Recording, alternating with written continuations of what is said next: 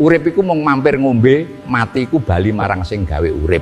Wong Jawa wiwit biyen wis duweni cara kanggo nyiapake batin sadurunge mlebu wulan suci Ramadan. Salah sijine yaiku geren ning kuburan lan tradisi megengan. Loro-lorone dudu mung adat lahiriah, nanging ana makna batin kang jero.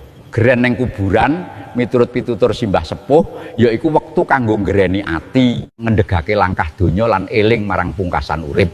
Nalika wong teka ning pasarean leluhur, mlaku alon ing antarane pusara, rasa gumedhe dadi luntur. Kuburan dadi guru tanpa swara, ngelingake yen kabeh sing urip bakal bali dadi lemah. Ana dawuh Arab lisan, kullu nafsin dha'iqatul maut, saben jiwa mesti ngrasakake mati. Wong Jawa terjemahake dadi pitutur, urip aja lali mati. Mula ziarah kubur nalika geren iku ora kanggo golek wingit, nanging kanggo golek eling.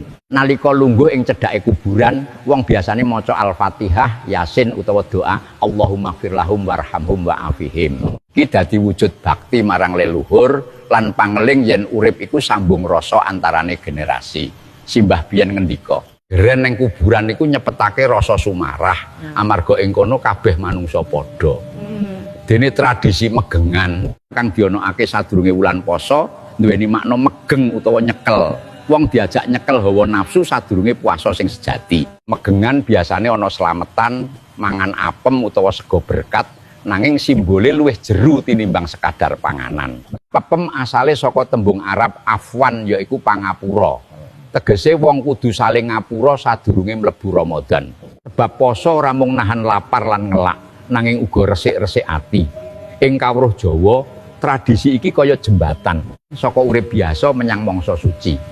Wong Jawa percaya yen mlebu poso tanpa resik ati, posone mung dadi rasa luwe tanpa cahya batin. Megengan dadi wektu kanggo ngencengi niat, dene geren ning kuburan dadi wektu kanggo nyadari kefanaan.